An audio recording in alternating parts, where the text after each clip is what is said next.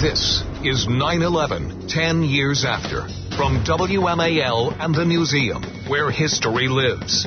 Here is Torie Clarke. With us is Debra Burlingame, who lost her brother Chic on 9/11. Today, she's a World Trade Center Memorial Foundation board member, and she co-founded Keep America Safe with Elizabeth Cheney. Can't imagine the number of times you have had to look back and reflect on that incredibly sad day. But if you could just take us back to 9/11 and tell us a little bit about where you were and how you found out what had happened.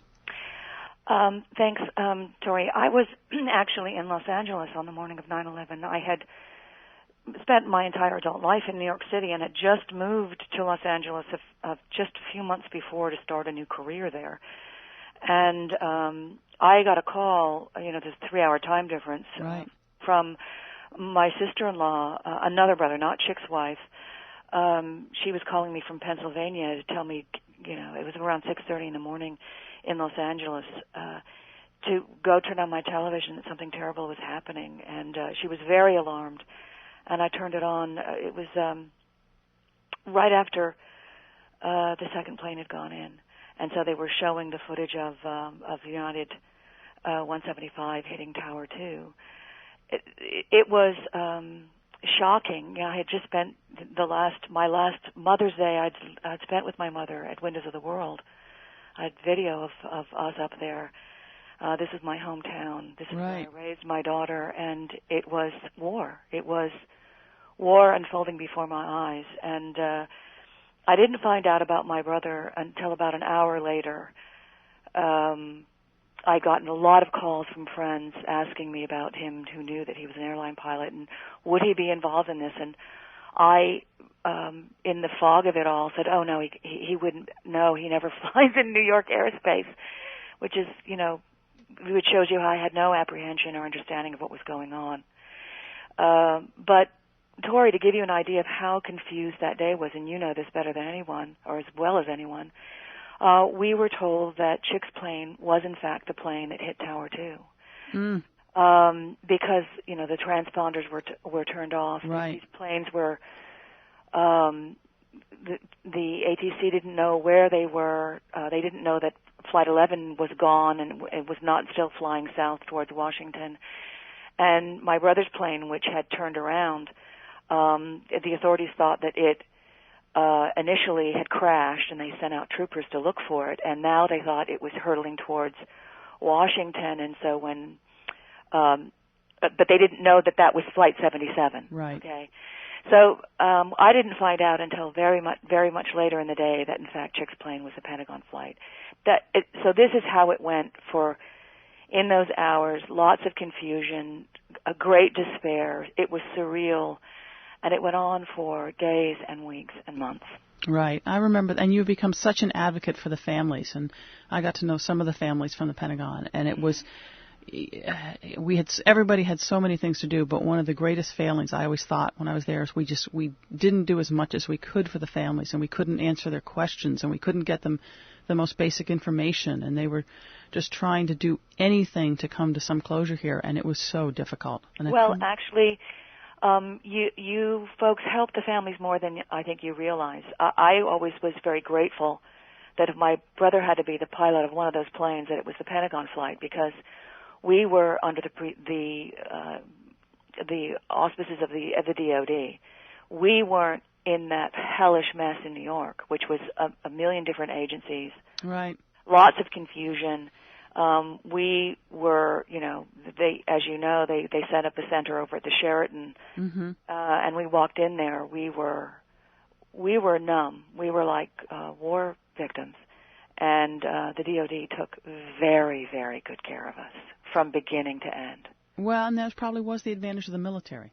Yes, there's no question about it. They know how to each assigned casualty assistance officers. Right. The DOD is very, very good at doing that.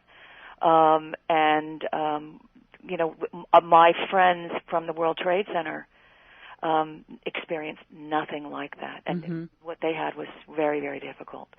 So, yeah, the folks at the DOD did a very good job for us. Did it help or hurt that you had been a flight attendant?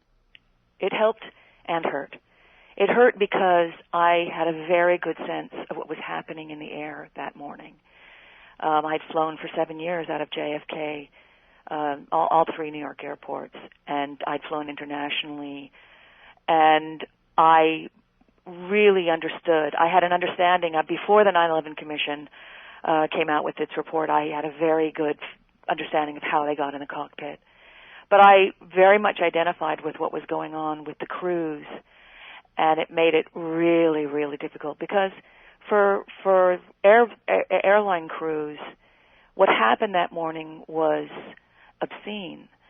I analogize it by saying, imagine you're an Olympic swimmer and you die by drowning. Right. What they did with those airplanes was an obscenity to air crews. It was very, very difficult for the surviving crews to get through that time, to see these planes flown into buildings, full of jet fuel and, everything. You think of flight attendants as serving food, not so much anymore, but before 9/11.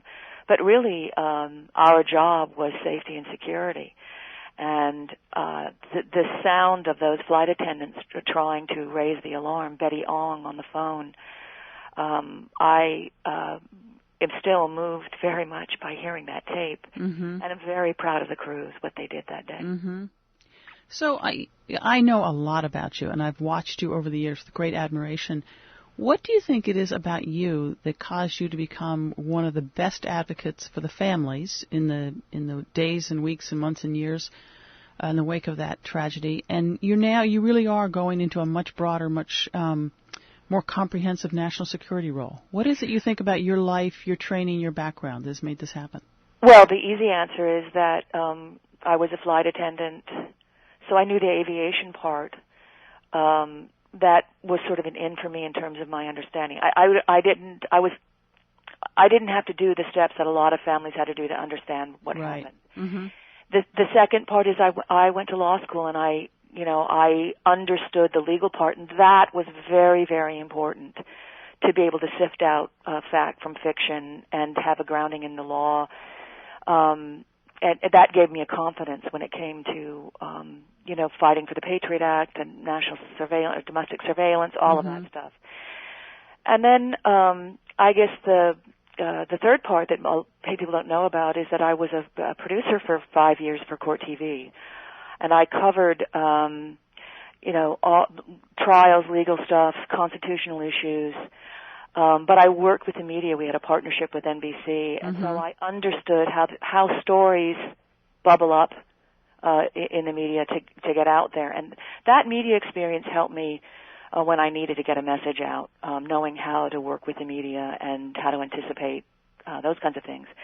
But I think basically the emotional motivation was, the death of my brother. Initially, I just wanted to get him buried properly at Arlington. I wanted to know next what happened to him. And then at some point along the way, Torie, my focus shifted from finding out what happened to my brother and his crew and passengers to wanting no other sisters and family members to have to suffer something like this again, anywhere in the world, to stop these bastards from doing it again. And that has been my focus all these years. And a tremendously important cause. How do you think we're doing? I think we're doing pretty good. I think that our biggest challenge is the communication strategy. We're up against people who have been at this now for decades. The Muslim Brotherhood, they're patient, they're dedicated, they're smart. They know us better than we know them. And they've shifted from, what the military calls kinetic operations to infiltration and the nonviolent taking over of the societies that they have infiltrated. Mm-hmm. And of course now, extremism, Wahhabi type groups like Al Qaeda and others, they have shifted to recruiting homegrown. They have used the internet very smartly, and we just don't know them as well as they know us. And I think that is a fault of not just this administration, but the last one. And I think we have to be do better. And I think our challenge is we're dealing with an enemy that is hiding behind religion, and that is something that is very hard for Western society to appear to be attacking a religion. Yeah, I think that's a huge piece of it. It gives them enormous leeway, if you will. Yeah. The timing. You focus on the timing. I think that is so important. And unless you spend a lot of time going around the world and really studied this, you have very little appreciation for their sense of timing is very different than ours. We tend to like things neat and buttoned up in a year or 2 or 3 years, or we think we work at something for 3 or 4 years. Okay, that's done. 10 years is nothing to them. Absolutely nothing to them. And they well, you know, the Muslim Brotherhood, I think they settled in the United States or began their what they call their settlement project in the mid-'60s. Right. That's how long they've been going at it, spawning Hamas front groups all over the United States and Europe. They've been doing it for decades, right. And they've been very, very successful at it. So, yes, they're very, very patient. And, you know, when Moussaoui was sentenced in court in Virginia, I followed that trial, and not when he was sentenced. It was closing arguments that I was attending. The defense attorney read from a children's book to the jury, basically imploring them to be, you know, nice and kinder than our enemies. Moussaoui was led out of the room shouting, "Our children will finish the fight." Right. They think in generations. Not us. Right. We think in months and maybe years. Well, if you had asked me several years ago, will there be another major attack on the continental United States, I would have said, yeah, unfortunately, probably yes. And I never would have predicted. I knew all the efforts that would be brought to play, but I never could have predicted we could have gone this long without another major attack in the United States. There have been many attempts, we know. We increasingly worried about these lone wolves, but what do you think is going right so far in terms of what our government is doing, what we are doing as a country that's made that so far relatively successful? Well, I think that the infrastructure put in place by the Bush administration has held up. I think every attempt to dismantle it has failed for the most part. And I think that, you know, remember, I mean, I sat through all those 9/11 Commission hearings. I read all the, you know, the primary source material. I mean, one of the things that we heard over and over is that we have no human intelligence. And what the Bush administration did was they immediately pivoted and said, what do we do to get it fast? And that's what the CIA Enhanced Interrogation Program was, the RDI program, Rendition, Detention, Interrogation. We stopped all those plots, those major plots, probably a dozen that I know about or that have been referred to and identified because of the human intelligence we got on those interrogations. And that, but what I fear, Torie, is that by dismantling our interrogation policy, we have none right now. We just caught a guy off the coast of Aden and interrogated him on a naval ship because we don't want to repopulate Guantanamo. Right. We can't proceed like that, where we're confused about the law of civil society and the laws of war. The last administration was very, very clear about that, and I think that that's what protected us. So I will be fighting probably until my last breath to, you know, keep us on that track. So we clearly distinguish between the laws of war and the laws of civil society and crime. And our intelligence is critical. Our intelligence is what we need because, look, these guys are now, they're very technically savvy. They're, you know, cyber crimes can, you know, it's not just like out of movies. They can really, really do massive damage by going after our infrastructure, our even in terms of cyber attacks. So right. They are clever. They are adaptive. They're like Mercury. You know, they'll yes. find a hole. They'll find a way. So we have to remain vigilant. And I understand that the public gets tired of this. They go back to their lives, take care of their families, and that's what they should be doing. But I hope they make way for those of us, or at least listen to us when we pop up from time to time to warn. Right. Well, and you would like to think that our elected officials would understand, while it's not always fun, they have a responsibility to make sure people are aware of these things.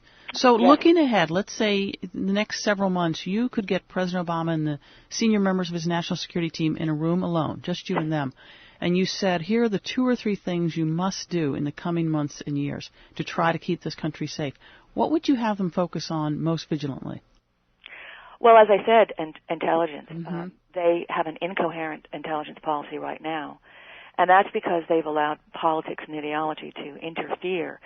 I have been in the room with President Obama and his top intelligence people, and they give lip service to those kinds of statements. So I'm very open about the fact that I'd like to see a change in administrations in 2012 with someone who is more focused on our intelligence needs and not confused about the arguments by our friends at the ACLU. But that would be the number one, intelligence. That is how we will fight this enemy and how we will prevail against, at least in terms of the attacks. I suppose the second thing is to have an honest conversation about this ideology, which is Islamism. We have in every other ideology examined. The academic world has looked at Marxism and socialism, communism, the free market system. They've torn them apart and analyzed them. They won't go near Islamism for the reason I mentioned before. And it's insidious because, we have some of the biggest financial backers of Wahhabism also funding our universities with Middle East studies departments that are very politically correct. So this is something that I would urge, but that's a tougher fight. Mm-hmm. They're just way too PC. That could be a very, very tough fight. Okay. They really are. Well, Deborah, is there anything else? I mean, I can't imagine what it must be like for you coming, on this anniversary, having to revisit some of these things. But my God, the incredibly important work you've done since then is wonderful. But is there anything, if September 11th is a busy day, it's a Sunday, people are looking at football games, but if they only spend a few minutes thinking about something or focus on something on this day, what might it be? Well, I'm always very grateful to the American people who remember 9/11, who lived through it. I'm always asked, do you think people have forgotten? I think no, I don't think those who witnessed that day and lived through it will ever forget it. And I'm always grateful to the support that families got and the survivors who lived through the attacks got from the American people.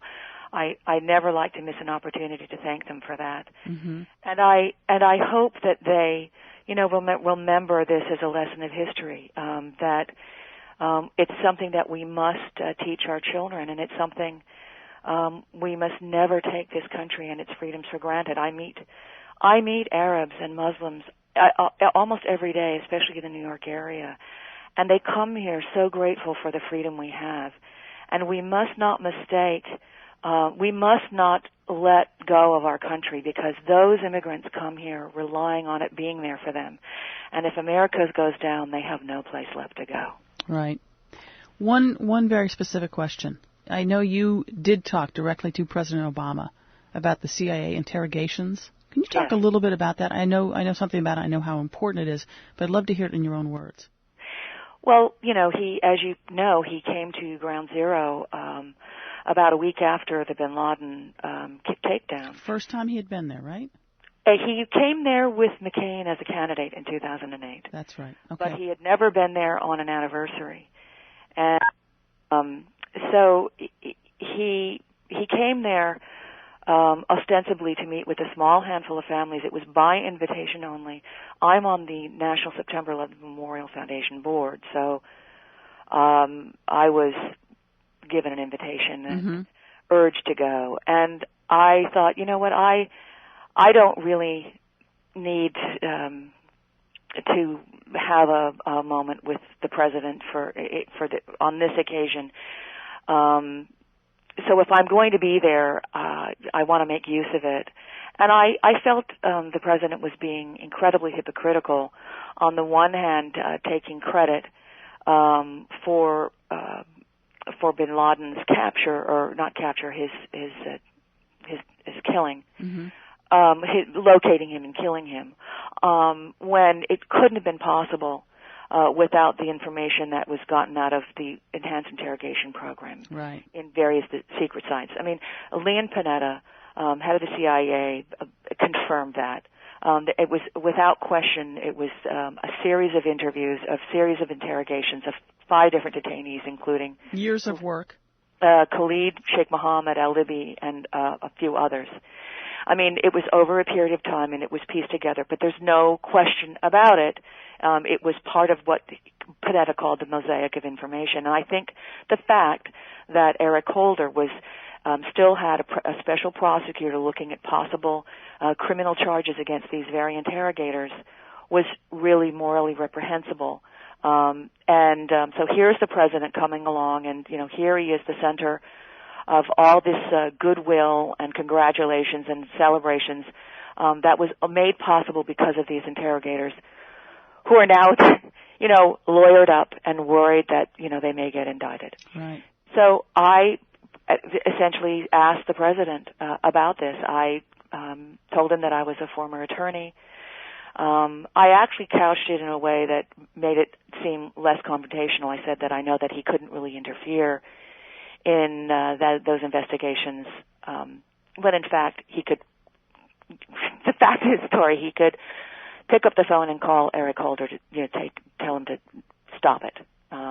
He absolutely has the authority to do that. But I said, I know you can't really interfere, but surely you can, speak to the Attorney General and give him your opinion. Because after all, you wouldn't be here today, sir, were it not for those men doing their patriotic duty. Good for you. And he said, well, yes, you are a lawyer, and as a lawyer, you know that I can't do that. And I said, sir, you can give him your opinion.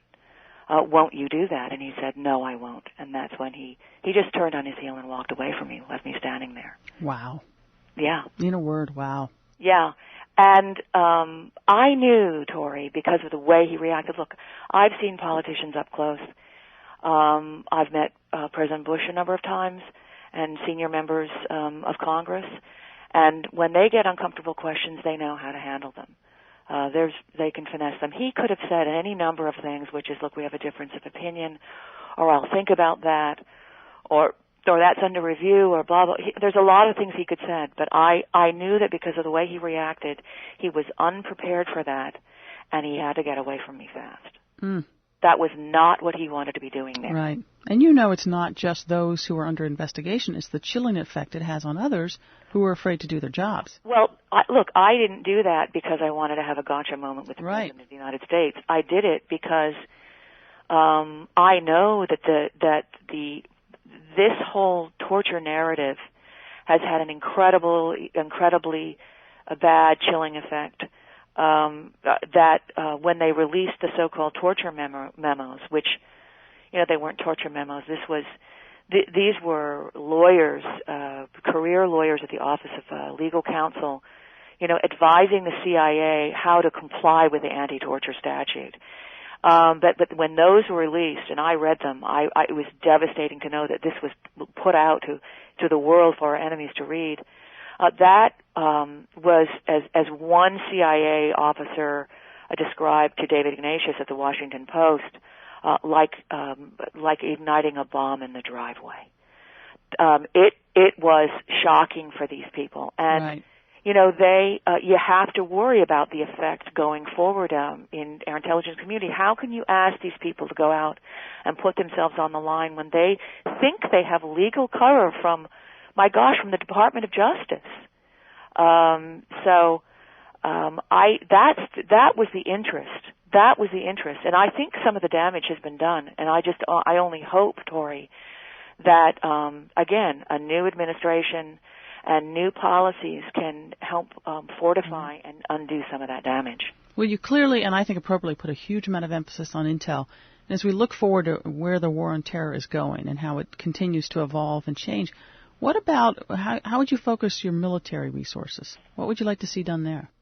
Well, for one thing, I hope we still have the resources. Right. I hope that the Department of Defense budget isn't gutted at a time when, look, we have 2 wars going on. We boots on the ground in 2 countries, and we have 4 air wars: Pakistan, Yemen, Somalia, and Libya. I pay attention to this stuff. We have Al-Qaeda in the Maghreb now. Africa is heating up. And so just number one, I wouldn't, dismantle our military at a time when we need them. It's the one thing in the Constitution that is expressly laid out that we're supposed to pay for, and that is providing for a national defense. And we know that our enemies, weak horse, strong horse, right? They, just being ready is a deterrent. We know in some quarters. So that is number one. But I look to the military also. They're very, very smart. We have Petraeus types with PhDs who are looking 20 and 30 years ahead, forecasting what will happen. So it's being nimble and it's being smart, but we live in a very dangerous world. And so I'd like us to finally do something once and for all with Iran. Right. Who is fostering proxy wars, fighting proxy wars all over the globe. Mm-hmm. I think they've been neglected, and I think we need to get back to them. Mm-hmm. Getting and keeping the attention of the American people can be very difficult. But again, I think just because it's hard doesn't mean it's not the responsibility of our elected officials to do it. Yes, and we have some very good people who are fighting that good fight. But it's like the minute you step back, you think you've won the argument. You can't really go away. You have to remain vigilant to protect your flanks all the time. Right. Because there will always be people who are stepping into the void with a message that is dangerous. Right. Well, Debra, you've been so kind with your time, and I know I'm sure I can speak for all the WMAL listeners. I mean, we're so sorry for your loss, but you can't end that sentence without saying, because of that loss, you have contributed to this country in so many ways. I just appreciate thank that. you on everybody's behalf, and good luck with everything you do going forward. Thank you, Torie, and thank you for all you did on 9/11. I know you were right there with Secretary Rumsfeld. All right. Thanks, Debra. Take care. Bye. This is 9/11, 10 years after. From